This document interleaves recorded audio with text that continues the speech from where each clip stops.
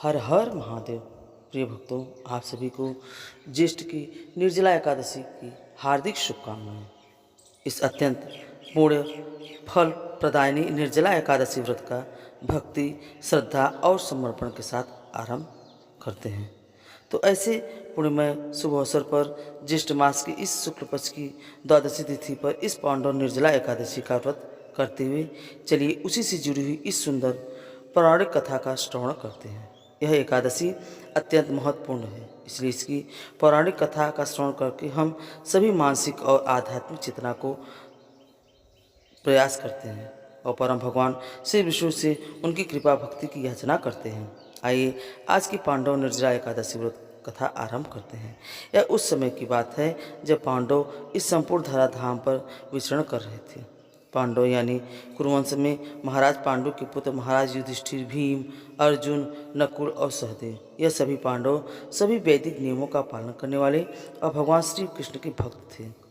सभी वैदिक नियमों, व्रत, उपवासों का पालन करते थे, लेकिन उन सब में भीम ही एक ऐसे व्यक्तित्व थे जिनके लिए किसी भी उपवास का पालन करना अत्यंत कठिन हो जाता था। और अपनी इसी समस्या के विषय में सोचते हुए वे एक दिन पहुंच जाते हैं अपने पितामह ऋषि वेदव्यास जी के पास। वेदव्यास जी के पास जाकर उस दिन भीम की आंखों में थोड़ी निराशा थी, दुख था, लाचारी और निस्सहायता थी। अपने पुत्र को इस अवस्था में देखकर ऋषि वेदव्यास जी ने उनसे पूछा, हे पुत्र, बताओ क्या बात है? आज तुम्हारे चेहरे पर ऐसी उदासी कैसे है? कौन सी ऐसी बात है जिसने 10,000 हाथियों का बल धारण करने वाले अत्यंत शक्तिशाली और पराक्रमी भीम को भी आज उदास कर दिया है? यह सुनकर भीम एक छोटे बच्चे की तरह रोते हुए वेद व्यास जी के चरणों में गिर पड़े और उनके इस प्रकार कहने लगे कि हे पितामह, आप तो जानते हैं मेरे भ्राता महाराज युधिष्ठिर, अर्जुन, नकुल, सहदेव, द्रौपदी और माता कुंती भी हर मास में आने वाली प्रत्येक एकादशी तिथि का पालन करती हैं और वे सभी भगवान श्री कृष्ण के प्रति अपनी दृढ़ निष्ठा और भक्ति को दर्शाते हुए सभी नियमों का पालन करते हुए उपवास भी करती हैं। और वे सब मुझे भी एकादशी का व्रत करने के लिए कहते हैं, लेकिन मैं क्या करूं? पितामह, मुझसे उपवास नहीं हो पाता है। मैं जानता हूं यह एकादशी का व्रत सबसे महान है, सभी व्रत और उपवासों में श्रेष्ठ माना जाता है और इसी से हमें आध्यात्मिक जगत की प्राप्ति होती है, लेकिन मैं निस्सहाय हो चुका हूँ। आप ही मुझे बताइए मैं क्या करूँ? यह सुनकर वेद व्यास जी मुस्कुराए और उन्होंने कहा, हे वंश, एकादशी तिथि सबसे महानतम पुण्य फल प्रदान करने वाली तिथि है। अगर किसी कारणवश तुम और किसी व्रत का उपवास का पालन नहीं कर पाते हो तो कोई बात नहीं, लेकिन हर मास में आने वाली यानी शुक्ल पक्ष और कृष्ण पक्ष में दोनों मास में आने वाली दोनों एकादशी तिथि का व्रत करना अत्यंत आवश्यक है। और जो भी मनुष्य इस एकादशी का व्रत पालन नहीं करता है, उस दिन अन्न ग्रहण करता है, उसे महाभयंकर नरक में जाना पड़ता है, क्योंकि एकादशी के दिन पाप पुरुष स्वयं इस अन्न में प्रवेश कर जाते हैं और जो पाप करते हैं उन्हें तो नरक का रास्ता वैसे ही स्पष्ट रूप से दिखाई देता है। इसलिए तुम्हें प्रयास करके भी एकादशी का व्रत अवश्य रखना चाहिए। अब महर्षि वेदव्यास जी यह बात सुनकर भीम और ज़्यादा उदास हो गए। रोते हुए बिलखते हुए महर्षि वेदव्यास के चरणों में गिरकर अपने अश्रुपात द्वारा उनके चरण प्रक्षालन करने लगे और फिर उन्हें कहने लगे कि मैं क्या करूं पितामह, मेरे लिए एक पूरा दिन तो क्या एक क्षण भी, एक समय भी बिना भोजन के रहना असंभव है। मैं भूखा नहीं रह सकता और आप तो जानते हैं कि मेरे पेट के अंदर विक्रोधर नाम की अग्नि है, 24 घंटे जलती रहती है। अगर मैं बहुत सारी मात्रा में अन्न भोजन नहीं करता हूँ तो मेरा पेट कभी नहीं भरता है।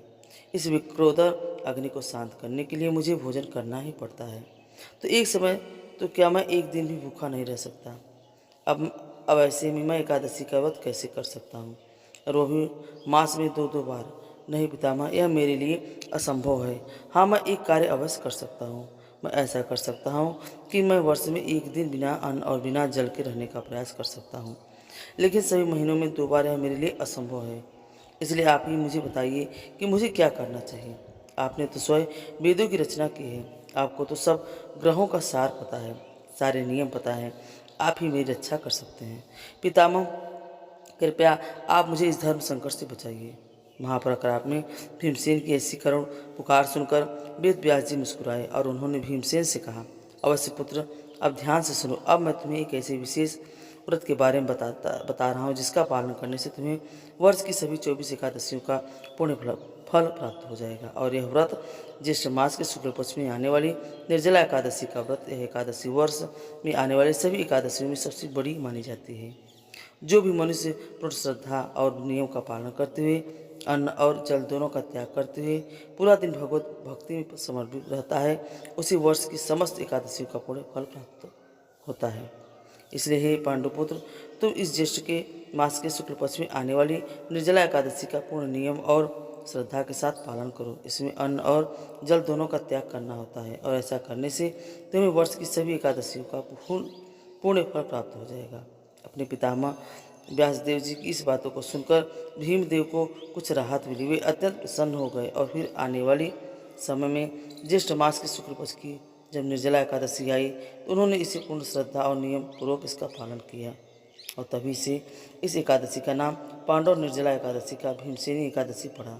तो यह थी निर्जला एकादशी की जुड़ी हुई पौराणिक कथा। और हाँ, अगर ओम जय एकादशी माता मैया, जय जय एकादशी माता, विष्णु पूजा व्रत को धारण कर शक्ति मुक्ति दाता। ओम जय एकादशी माता, तेरे नाम गिनाऊं देवी, भक्ति प्रदान करनी, गण गौरव की दीनी माता, शास्त्रों में वरनी।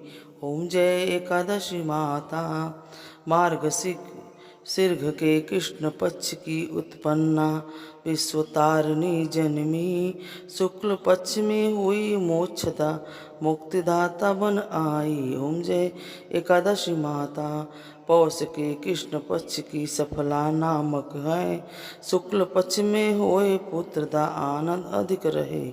ओम जय एकादशी माता, नाम सट तिला, माघ मास में कृष्ण पक्ष आवे, शुक्ल पक्ष में जया कहावे, विजया सदा पावे। ओम जय एकादशी माता, विजया फाल्गुन कृष्ण पक्ष में शुक्ला आम्र लकी, पाप मोचनी कृष्ण पक्ष में चैत्र महाबली की। ओम जय एकादशी माता, चैत्र शुक्ल पक्ष में नाम कामदा धन देने वाली, नाम बरुथुनी कृष्ण पक्ष में बैसाख माह वाली। ओम जय एकादशी माता, शुक्ल पक्ष में होय मोहिनी, अपरा ज्येष्ठ कृष्ण पक्षी, नाम निर्जला सब सुख करनी, शुक्ल पक्ष रखी। ओम जय एकादशी माता, योगिनी नाम आषाढ़ में जानो कृष्ण पक्ष करनी, देवसनी नाम कहावे शुक्ल पक्ष धरनी। ओम जय एकादशी माता, कामिका श्रावण मास में आवे, कृष्ण पक्ष कहिए, श्रावण शुक्ल होए पवित्र, आनंद से रहिए। ओम जय एकादशी माता, अजा भाद्रपद कृष्ण पक्ष की परिवर्तनी शुक्ला, इंद्र आश्विन कृष्ण पक्ष में व्रत से भवसागर निकला। ओम जय एकादशी माता, पाप कोशा है शुक्ल पक्ष में आप हर नहारी, रमा मास कार्तिक में आवे सुखदायक भारी। ओम जय एकादशी माता, देवोत्थान शुक्ल पक्ष की दुखनायक मैया, पावन मास में करो विनती पार करो नैया। ओम जय एकादशी माता, ओम जय एकादशी माता, सब विनती सुन को बनती हर लो मैया। ओम जय एकादशी माता। तो भक्तों, आपको यह कथा कैसी लगी? अगर आपको यह कथा अच्छी लगी तो कमेंट में हमें ज़रूर बताएं। अगर आप हमारे चैनल पर नए हैं तो प्लीज़ हमें लाइक और सब्सक्राइब जरूर करें। हर हर महादेव।